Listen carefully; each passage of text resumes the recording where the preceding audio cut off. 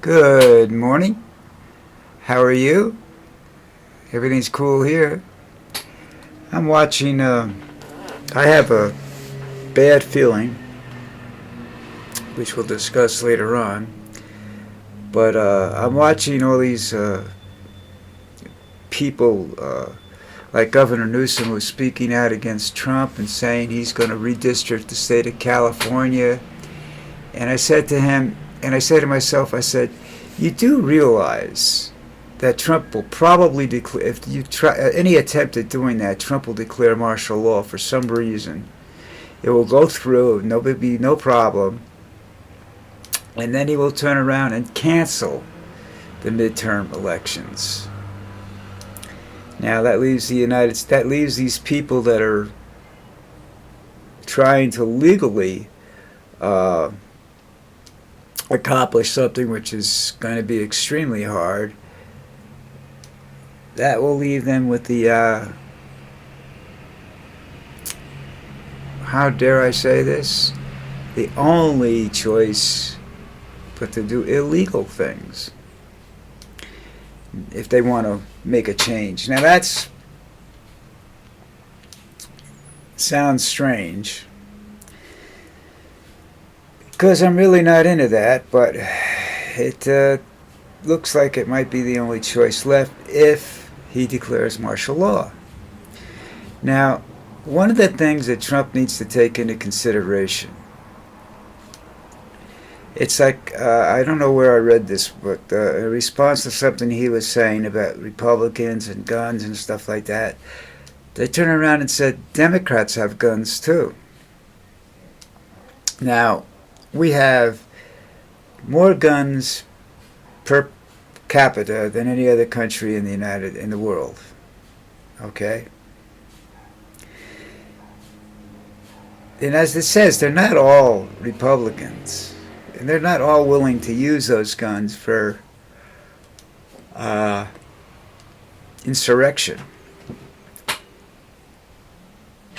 But the weapons that are available to these people that bought them legally are pretty sophisticated weapons. They're weapons that the people have bought illegally, and are probably, those that own guns have probably stocked up a lot more since the election and since the troops moved into various cities and whatnot, and since the ICE has become these people with these guns aren't going to defend immigrants. They would have done that already. Oh, excuse me. That was kind of chill. The people with guns are going to use them to defend civil rights. And when I say civilian rights, the rights of the American people. All right? The rights of the Constitution. They believe in the right to bear arms. They believe in the rest of the Constitution, too. I'm not a big fan of people having, 100-round magazines. What are you going to do with that, except shoot a lot of people? I believe in accuracy over quantity, but that's a different story. That's got nothing to do with what I'm saying right now. Because what I'm saying right now is that these people that are out there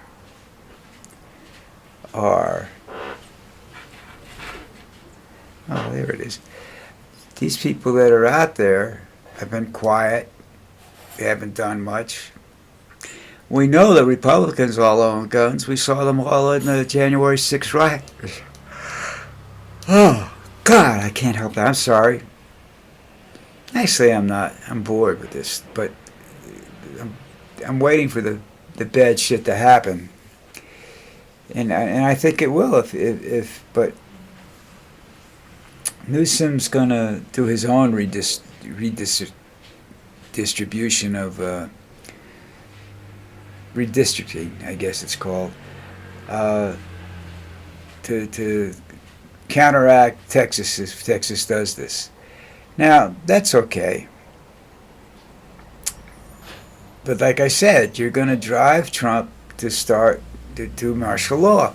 And people don't really understand martial law. I don't think Trump does either. I don't understand it either, but I do know that he will be given power to he cancel assembly off, of more than two people on a street corner or something like that.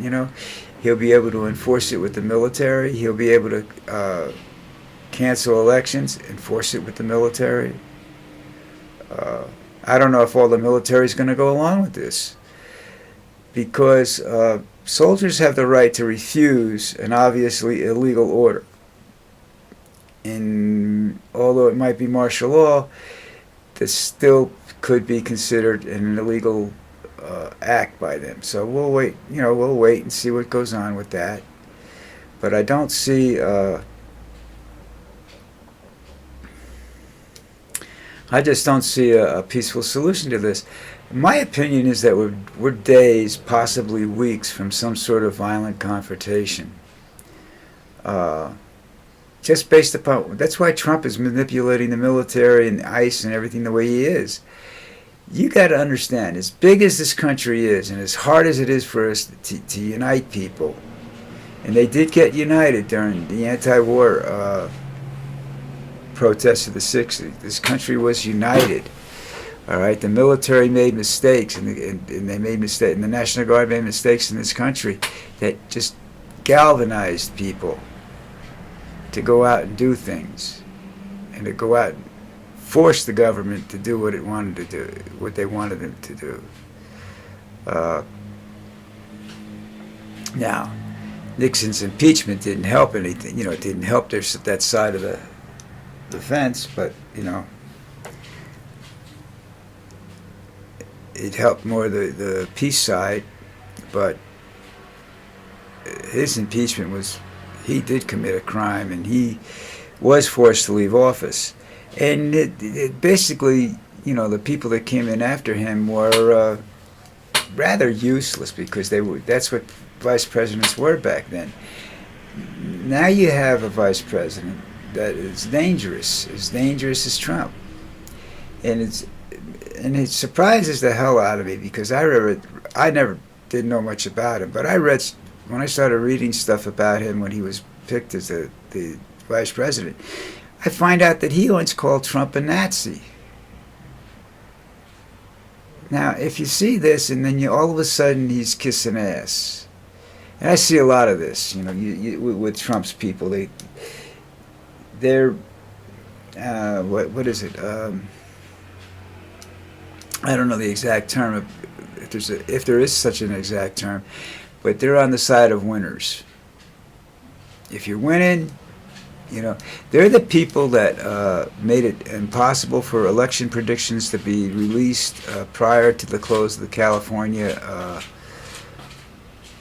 election results be released prior to the closing of the California polls, because people were influenced by what was going on the East Coast. They were influenced on the West Coast, because people like to vote for winners. And I think there's a lot of people standing out there right now that have no idea what kind of animal that they've supported, and I don't know how saddened they are by it. But as I have said in the past, there are things that they do that are okay. They're not that evil, but they have the potential to be evil. And then there are the evil things he does that have the potential to really create havoc. Now, if you read the headlines or something like that today, you see Hegseth and these other people saying, we have plans to institute military presence in other cities. So you're going to turn the United States into an occupied country. The United States has problems when their troops are in the United States. They keep their troops out of the United States because they have a tendency, because of the discipline and whatnot, to get violent. And that's all you need to see is these troops, especially special operations people. If they're brought in, you have Delta Force, you have the various special forces. They're called, they're clandestine operations. If you see those people on the streets and we have started combat with them, look, you take the best special forces operator and you put him into Chicago, and they go up against MS-13 or one of the other gangs, they're going to lose people. And they're not used to doing that in operations. Okay? Because they're so well planned. But when you're dealing with people that are at home in the streets of Chicago or New York City or wherever they're going, it's one thing to take on people in a little in a small town America. It's another thing to take on people in a big city. Now, Los Angeles isn't as condensed as Chicago is. It's not as dense as Chicago is, or New York for that matter. The city is spread out a little bit more. It's a big city, don't get me wrong, it has a lot of people, but the people are spread out more. They're not concentrated, except in the poor areas, which makes it somewhat easier to control. They have no idea what they're going to go up against in Chicago, and I don't know either. I don't know whether they'll be successful or not, but the gangs have a way of melting into the woodwork until an opportunity comes to them to come out and stick it to the man, They have a lot of political connections and stuff like that in the Chicago area, so it's going to be a little bit different. They couldn't wipe out the organized crime in Chicago. Chicago was the center of organized crime for a while for the United States, and parts of other countries too. So it's going to be interesting to see what happens there. I don't want to see civil war, but because when you have a civil war, like I have nobody in my family right now that I have a couple of people that might differ in opinion to me as about Republicans and Democrats, which is fine. I don't think they're on a violent level. I don't know them. Unfortunately, I don't know them that well. I have family I don't know, which I have a pretty good hunch is they're not liberal. So, you have brother against brother. That was the Civil War. People don't remember that. Brothers fought brothers. And they weren't holding back. So I don't want to see that again. But Trump is forcing people to make decisions that, get rid of the illegal immigrants. Well, first of all, they're beginning to find out that they have a labor problem in our agricultural and construction markets when they remove the illegal aliens, because white people don't want to do that shit. And black people definitely ain't going to do that shit. They did it for slavery, and that's for them to go out and pick fruit and stuff like that. That's taking them back to slavery. And I'm pretty sure that even the most average black child will say, fuck you, we ain't doing that. White people are willing to do it, but you got to pay them $25 an hour, some ridiculous amount of money, and they're not going to do it. So what happens to the agriculture? Well,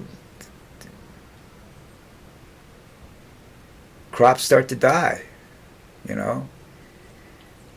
I don't know if they're going to issue the military to go in and start farming, but we'll have to wait and see. I mean, they have the Army's got the Corps of Engineers, and the Navy has the I forgot their term, Seabees, so they can do construction work without any problem. They can handle major construction work. There's houses just aren't worth the effort, really. And when you turn all the homeless people away and they have no place to go, the homeless people have a tendency to go beyond despair and decide what do they got to lose. And when you start putting people in that position, Not a good idea, Donald. All right, listen up. I probably wandered around enough this morning. Um, Please do me the favor of subscribing. If I like what you're doing, I'll subscribe back. Like my last subscriber was a Metallica fan, and hey, I love Metallica. I may not love his website in a couple of days, but I don't have to read it or look at it either. You know. So you guys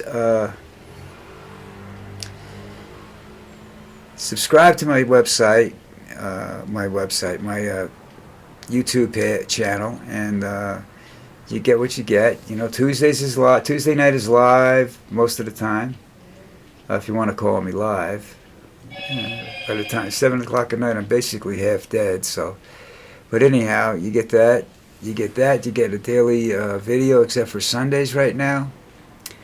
And well, I guess I'll see you tomorrow, folks. Tomorrow's Friday. For you, the end of the week. For me, just another day off. Take care, people.